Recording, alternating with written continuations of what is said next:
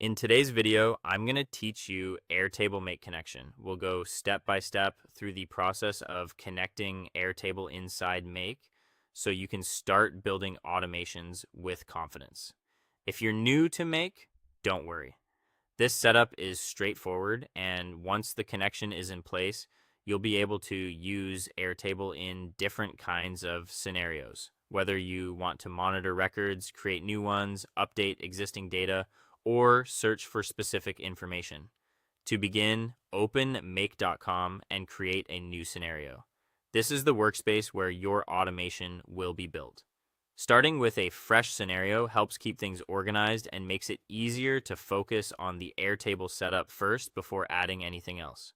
Next, search for the Airtable module and add it to the scenario. In Make, modules are the building blocks of your automation, and the Airtable module is what allows Make to communicate directly with your Airtable account. When you add it, you'll be prompted to define how this module should interact with your data. After that, click Add to create a new Airtable connection. This is the step where you authorize Make to access Airtable on your behalf. You should see a connection window appear, asking for the credentials needed to link the two platforms. Now paste your Airtable personal access token into the connection field. Make sure the token you use has the right permissions for the base and table you want to work with. If the permissions are too limited, the connection may succeed, but some actions might not work correctly later. It's always a good idea to double check access before moving on. Once the connection is created, choose the Airtable base and then select the table you want to use. Think of the base as the main database and the table as the specific section of data your scenario will interact with.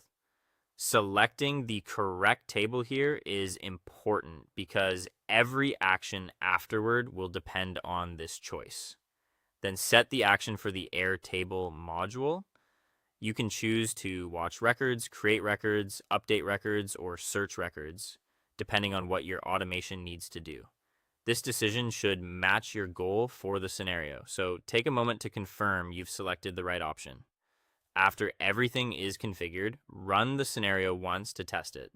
This helps you confirm that the connection works, the correct base and table are selected, and the action behaves as expected. Testing before activation can save time and prevent avoidable errors. Finally, turn on the scenario to activate it. Once it's live, Make will begin using your Airtable connection according to the action you set. And that's it. You've successfully connected Airtable in Make and prepared your scenario for automation.